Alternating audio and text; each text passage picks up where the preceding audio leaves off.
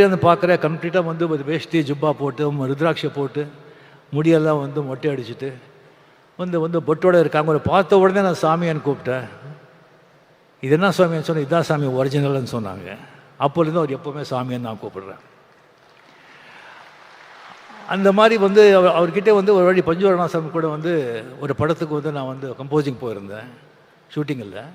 அப்படி போயிருக்கும்போது ஜஸ்ட்டு வந்து ராகங்கள் அப்படி வருது. ஜஸ்ட்டு 6 மணியை தொட்டு அப்படியே கொட்டுறாங்க. அதாவது அந்த பழைய காலத்தில் வந்து பட்டிக்காட்டில் வந்துட்டு அந்த நெல் குவியல் இருக்கும். அது வந்து ஒருத்தர் அளந்து கொடுப்பான், இன்னொருத்தர் தள்ளி கொடுத்துட்ருப்பான். அளந்து கொடுக்குறவன் வந்து தள்ளி கொடுக்க பற்றி பார்க்கவே மாட்டான். அந்த மாதிரி அந்த ராகங்களோட ராசியை வந்து அந்த ராக சரஸ்வதி ராக தேவி இந்த ராக தேவனுக்கு அப்படியே தள்ளி கொடுப்பான். இவர் அப்படியே அந்த 6 மணி அப்படியே அள்ளி கொடுக்குறார். அந்த மாதிரி ஒரு இது சில விஷயத்தை மட்டும் நான் சொல்கிறேன்.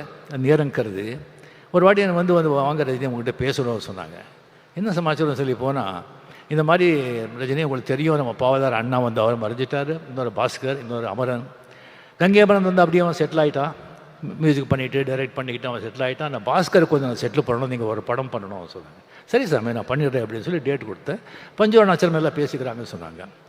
சரி ராஜாதி ராஜா படம் திங்க இது பண்ணி அதுக்கப்புறம் பார்த்தா ஆர் சுந்தரராஜன் ஒரு பெக்யூலர் டைரக்டர், பெரிய ஹிட்டு கொடுத்துருக்காரு. பட் சீனெல்லாம் இருக்காது அவர்கிட்ட.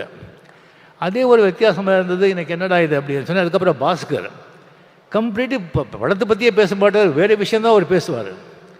அதுக்கப்புறம் எனக்கு ஒரு டென்ஷன் ஆச்சு. அது பஞ்சு சார் ஊரில் எல்லாம் ஏதோ சொந்த காரியமாக போயிருந்தாங்க. ராஜாசாமி கிட்ட பிரசாத் ஸ்டுடியோ போயிட்டு, சாமி இந்த மாதிரி ரொம்ப டிஸ்டர்பாக இருக்குது, படம் எப்படி வரும்னு தெரியாது, இந்த மாதிரி பாஸ்கர் மாதிரி இருக்கார் அப்படின்னு சொன்னால் என்னை பார்த்து சிரித்தார். சுவாமி இந்த கதையை வந்து ஒரு லைன் கூட நான் படிக்கலை, எனக்கு தெரியாது, நீங்கள் படம் பண்ணுங்க. இந்த படம் சில்வர் ஜூப்ளி போகலைன்னா நான் 6 மணியும் தொடமாட்டேன், பாட மாட்டேன்னு சொன்னாங்க. அங்கே யாரோ ப்ரொடியூசர் இருந்தாங்க, இவர் தான் சாட்சி. அது எனக்கு டக்குன்னு அடிச்சது. சொல்கிறது செய்கிற ஆள் அவர். என்னங்க இப்படி சொல்கிறீங்க? நான் சொல்லலை சாமி, அந்த மூகாமிகா அந்த தாய் சொல்ல வைக்கிறான், நான் சொன்னேன், அவ்வளோதான், நீங்கள் போங்க. எனக்கு இன்னும் டென்ஷன் ஏறிடுச்சு எனக்கு. ஓ என்னையா இது? அதுக்கு போய் ஊட்டியில் போகிறேன். ஒரு பாஸ்கர் மார்னிங் வந்து அப்படியே வந்து காதில், ரஜினி நல்ல மழை இன்னைக்கு ஷூட்டிங்கில், இந்த 2 நாள் மழை, மட்டன் குழம்பு இட்லி அப்படின்னு. அந்த மாதிரி எனக்கு 25 வாரம் என்னடா இதுன்னு சொல்லிட்டு எனக்கு ரொம்ப டென்ஷன் ஆகிட்டு, அதுக்கப்புறம் நானே மென்டலி முடிவு பண்ணியிருந்தேன். நோ அப்படின்னு சொல்லி ஒரு 10 எக்ஸிபிட்டர்ஸு 10 சென்டரில் வந்து நமக்கு தெரிஞ்சவங்க கிட்ட படம் சரியாக ஓலைன்னா கூட நாமளே பணம் கொடுத்து சில்வர் ஜூப்ளி ஓட்டிடலாம் அப்படின்னு சொல்லி மைண்டில் செட்டிலாக இருந்தேன் நான். படம் சொன்ன மாதிரி சில்வர் ஜூப்ளிங்க, சில்வர் ஜூப்ளி. என்ன ஒரு நம்பிக்கை, ஒரு கான்ஃபிடென்ஸ்.